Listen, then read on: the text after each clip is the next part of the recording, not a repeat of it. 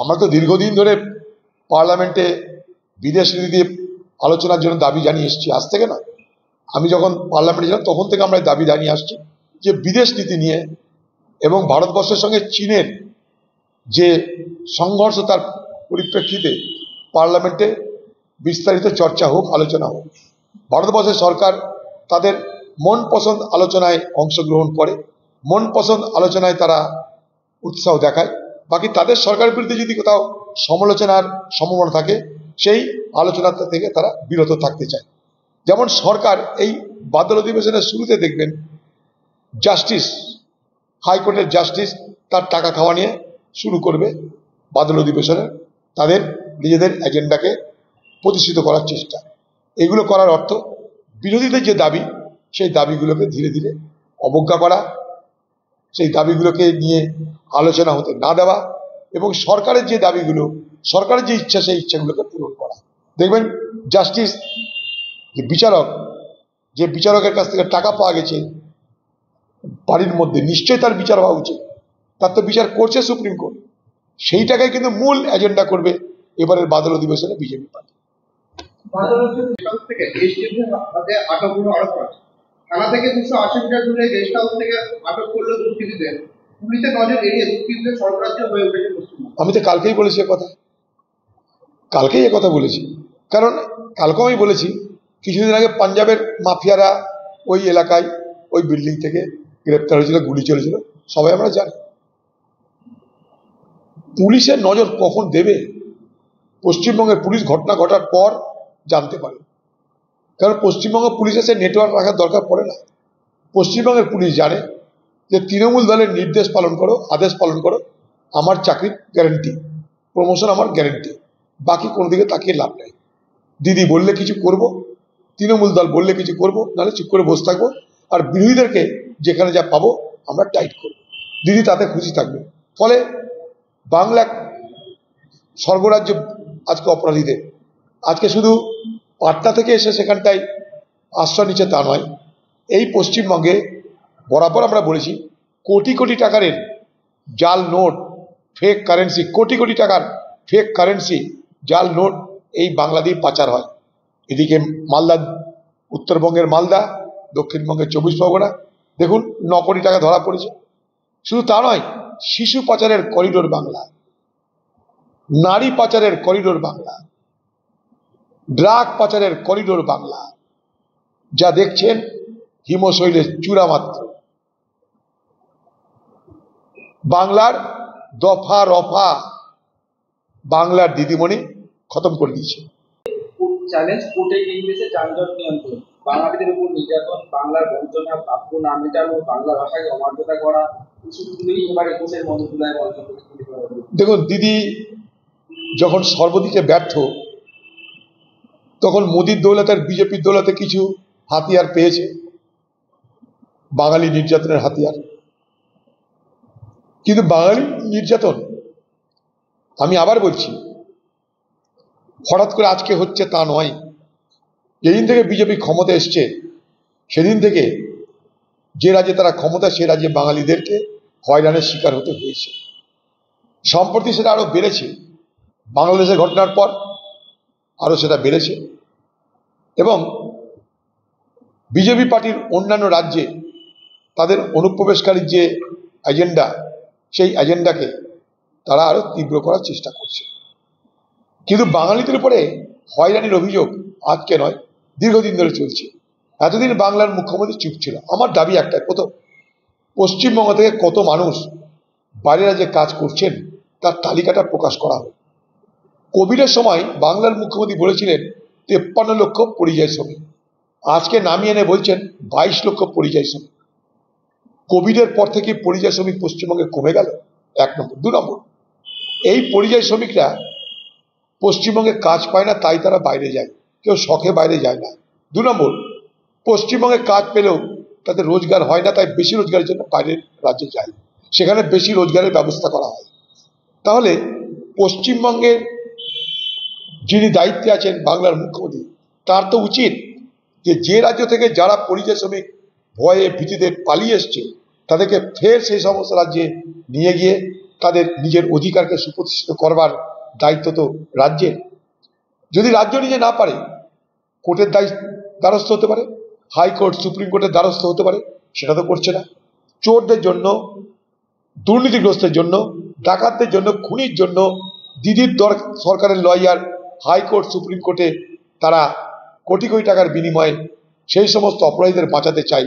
কিন্তু বাংলার কোটি লক্ষ লক্ষ পরিযায়ী শ্রমিক যারা বাইরে বিপদে পড়ছে তাদেরকে সুরক্ষিত করার জন্য পশ্চিমবঙ্গ সরকার কেন নিজে অথবা কোর্টের দ্বারস্থ হচ্ছে না? আমার এটা সব থেকে বড় প্রশ্ন।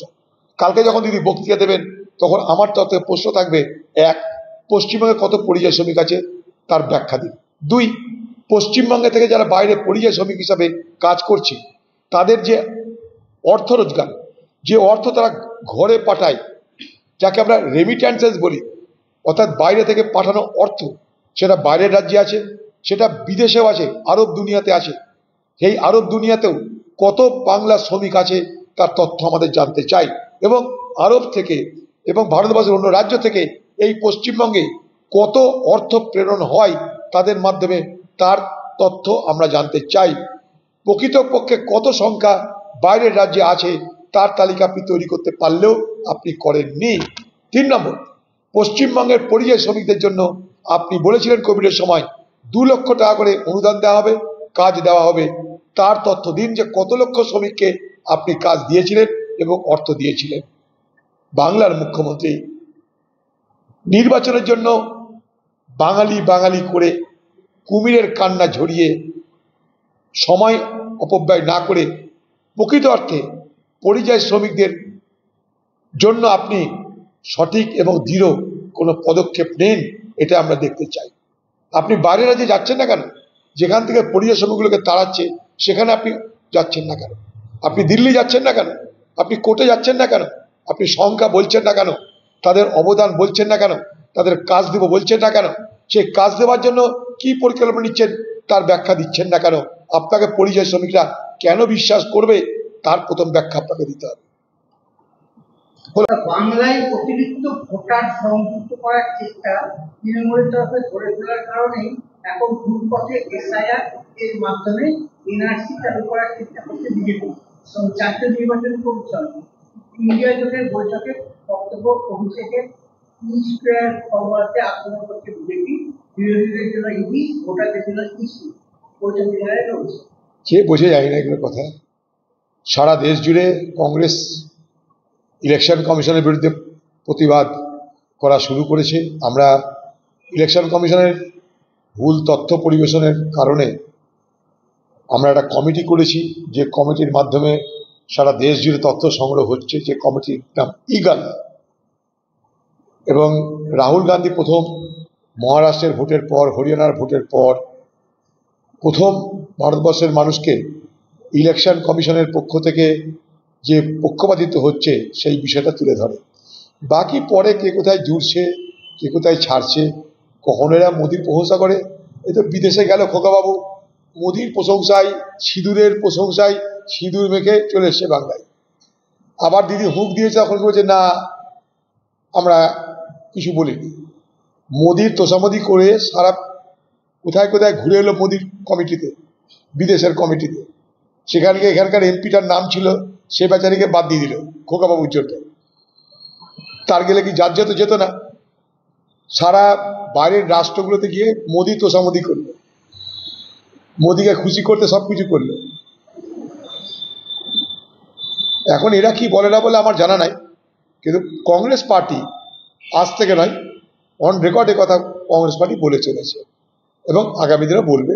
সব থেকে বেশি এই ব্যাপারটা সারা দেশকে, প্রথম রাহুল গান্ধী সারা দেশের মানুষকে সতর্ক করেছে এবং আজও তাই রাহুল গান্ধীর লড়াই অব্যাহত। পরে সেখানে কেউ জুড়ছে, কেউ বলছে, সেটা আলাদা কথা। উত্তরকন্যা চলে কোর্টের অনুমতির পরেও লঞ্চ বাঁধতে বাধা, স্থানীয়দের বাধা লঞ্চ বাঁধার জন্য।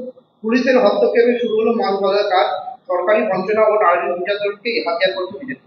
করতে পারে বিজেপি, কি করে সেটা বিজেপি পারে। আমরা কালকে পলাশীতে অভিযান করছি, আমরা করছি তামান্না এবং অভয়ার বিচারের দাবিতে। সেখানেও আমাদেরকে পারমিশন দেওয়া হয়নি। আমরা কোর্টে গেছিলাম, কোর্ট থেকে আমরা আদেশ নিয়ে এসেছি সেই কোর্টের আদেশ অনুযায়ী আগামীকাল আমরা পলাশীতে এই প্রতিবাদ সভা করছি, এই শহীদ দিবস পালন করছি। হ্যাঁ, দেখলাম কাল। তাকে লক্ষ্য করে 3টি বোমা মারেছে দুষ্কৃতীরা। হত্যাকাণ্ডের অভিযোগে সিপিএম বিজেপির বিরুদ্ধে। কেন এই মৃত্যুর মুখে তৃণমূল এবার? দেখুন, খুব দায়িত্ব নিয়ে বলতে পারি, কেউ মারেনি, ওদের দলের লোকরাই মেরেছে। টাকার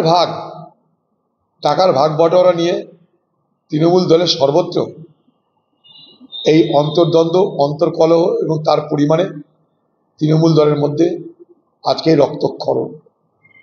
এটা একটা ঘটনা নয়, বীরভূমের আগেও ঘটেছে কদিন আগে। এদিক ওদিক সব দিকে তৃণমূলের এখন একে আরেকজনকে, দলেরই এক পক্ষ আরেক পক্ষকে খুন করার নেশায় মেতেছে, কারণ তাদের ক্ষমতা চাই। ক্ষমতা মানে টাকার ভাণ্ডারটা, চুরি করার পাত্রটা তাদের চাই। সেই মধুর ভাণ্ডার পাওয়ার জন্যে নিজেদের মধ্যে রক্তারক্তি চলছে।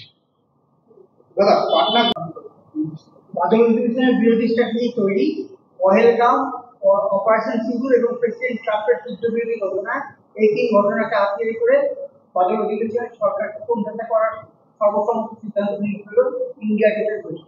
হ্যাঁ, ইন্ডিয়া জোট তো করে এটা প্রত্যেকবার করেছে, এটাই ইন্ডিয়া জোট তো করবেই। সরকারের বিরোধিতা করবো আমরা, সরকারের নীতিহীনতা, দিশাহীনতা, আমরা সব কিছু নিয়ে আলোচনা চাই। ভারতবর্ষের মানুষ সব কিছু জানুক, এটাই আমরা চাই। পার্লামেন্ট চলতে দেওয়া হোক, পার্লামেন্টে বিরোধীদেরকে বলতে দেওয়া হোক, বিরোধীদের কণ্ঠরোধ যাতে না হয় পার্লামেন্টে, তার ব্যবস্থা সুনিশ্চিত করা হোক। ইন্ডিয়া জোটের বৈঠকে এরকম স্পষ্ট করে দিলেন। কে কি বোঝে যায় না, কংগ্রেসের দাবি এটা অনেকদিন আগে থেকে আছে। পাহেলগাঁওয়ে প্রথম রাহুল গান্ধী মুখ খুলেছিল। দাদা, তৃণমূল কি বোঝে, তৃণমূলের নেতাকে জিজ্ঞেস করুন।